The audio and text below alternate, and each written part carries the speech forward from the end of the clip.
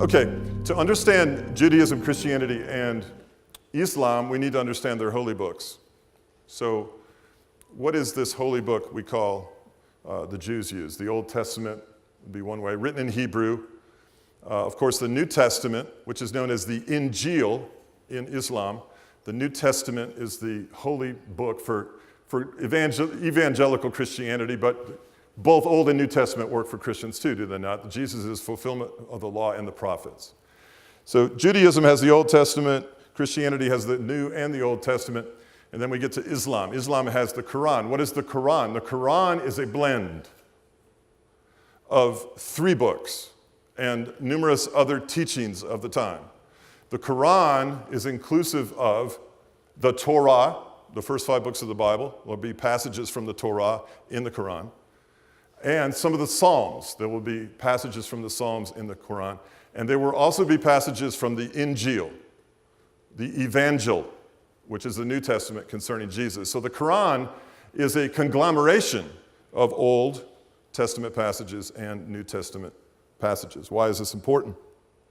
Well, it's important because Muhammad chose some of those passages and borrowed from other religions when the Quran was put together.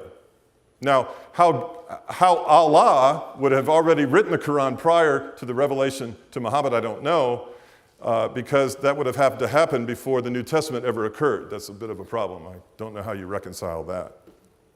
But when it comes to prophets, there are 25 prophets mentioned in the Quran. There are 100,000 prophets in Islam today, but there are 7 that are accentuated in the Quran itself. And they are Adam, again, common ground, Abram, who becomes Abraham, Moses. We pick Moses up in the Torah, and we pick Moses up in the Psalms to be in the Quran.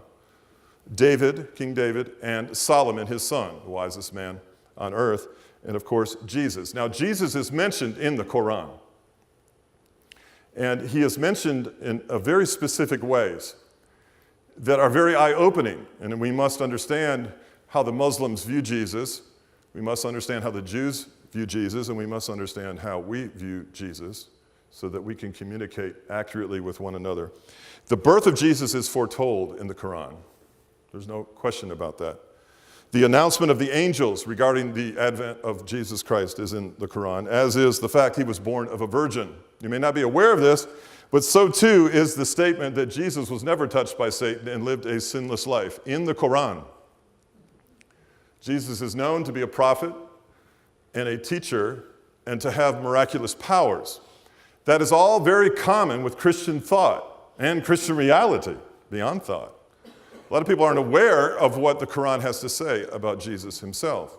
Thank you, Muhammad, for that. Now, the deviation and the separation begins to happen where Jesus is not crucified, is not buried, and is not resurrected. The Quran states that Jesus, for the most part, will use the word translated, to move from this earth to paradise.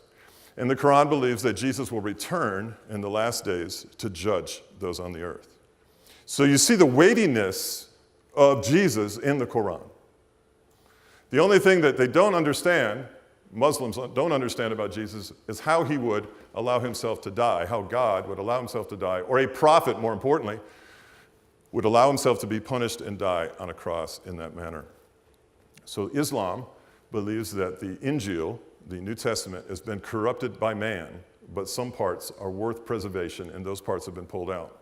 Remember, the Quran states that Jesus was sinless. This is very important. The Quran also states that it is a holy book, and in a holy book there cannot be a lie. It also states that a prophet cannot lie. It also states that Jesus is a prophet. Therefore, if Jesus claimed to be the Son of God, and he cannot still be a prophet at the same time, and be called one in the Quran itself. We'll get back to that momentarily. There is also some Arabian ceremonial type religious stuff in the Quran. So you see, as in many holy books of various religions, a kind of a pulling in, between 600 and 700 AD, a pulling in of some various religious texts to give a weightiness to the religion at its origin. Therein lies sort of the doctrinal makeup of the Quran.